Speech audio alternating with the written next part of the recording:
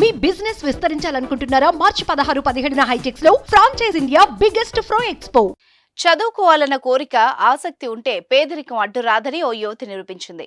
ఆమె ఆర్థికంగా వెనుకబడిన కుటుంబంలో ఉన్నా కూడా న్యాయ శాస్త్రంలో మాస్టర్స్ చేసేందుకు అమెరికాలోని 2 యూనివర్సిటీస్కి సెలెక్ట్ అయింది.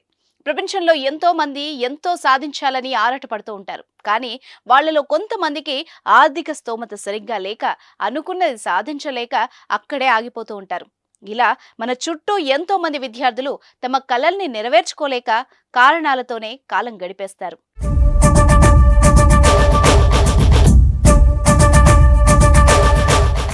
మరి కొంతమందికి అన్ని సౌకర్యాలు ఉన్నా కూడా చదువుపై ఆసక్తి చూపించరు.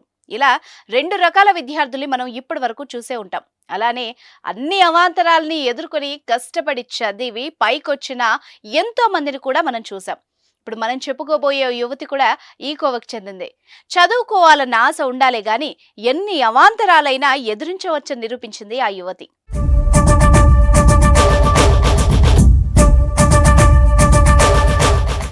దేశంలోనే అత్యున్నత న్యాయస్థానం సుప్రీంకోర్టు. ఈ సుప్రీంకోర్టులో వంట మనిషిగా ఉంటున్న ఆమె కూతురుకు చదువుకోవాలన్న కోరిక ఉన్నా కూడా వాళ్ళ ఆర్థిక స్తోమత మాత్రం అందుకు సహకరించలేదు.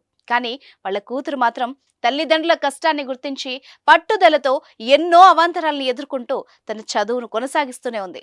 ఈ క్రమంలోనే ఆమె అమెరికాలోని 2 వేరువేరు విశ్వవిద్యాలయాల్లో న్యాయ శాస్త్రంలో మాస్టర్స్ చేసేందుకు ఎంపికైంది. పైగా స్కాలర్షిప్ ని కూడా సాధించింది. ఆమె పేరే ప్రజ్ఞ. ఈ సక్సెస్ తో ప్రజ్ఞ తల్లిదండ్రుల ఆనందానికి అవధులు లేవు. ఈ సందర్భంగా సిజేఐ జస్టిస్ చంద్రచూడ్ ప్రజ్ఞతో పాటు ఆమె తల్లిదండ్రులను ఘనంగా సత్కరించారు.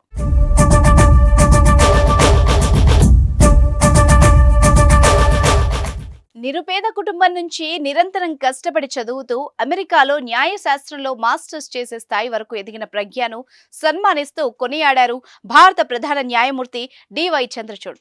అక్కడున్న వాళ్లంతా కూడా ప్రజ్ఞ విషయంలో వాళ్ళ ఆనందాన్ని వ్యక్తపరిచారు. అలాగే ఉన్నత చదువులకు కష్టపడి ముందుకు వెళ్ళాలి అనుకుంటే వచ్చిన ప్రతి అవకాశాన్ని అందిపుచ్చుకోవాలని ఆయన సూచించారు.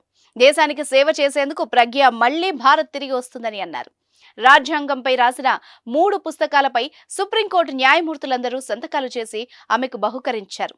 ఏది ఏమైనా ఎంతో మంది పేద విద్యార్థులకు ప్రజ్ఞ సాధించిన విజయం ఒక ఉదాహరణగా నిలిచింది. కలలు కంటే సరిపోదని, అనుకున్న కలల్ని సాకారం చేసుకోవాలంటే అవకాశాలని అందిపుచ్చుకోవాలని ప్రజ్ఞ నిరూపించింది. మరి ఈ విషయంపై మీ అభిప్రాయాలను కామెంట్స్ రూపంలో తెలియజేయండి.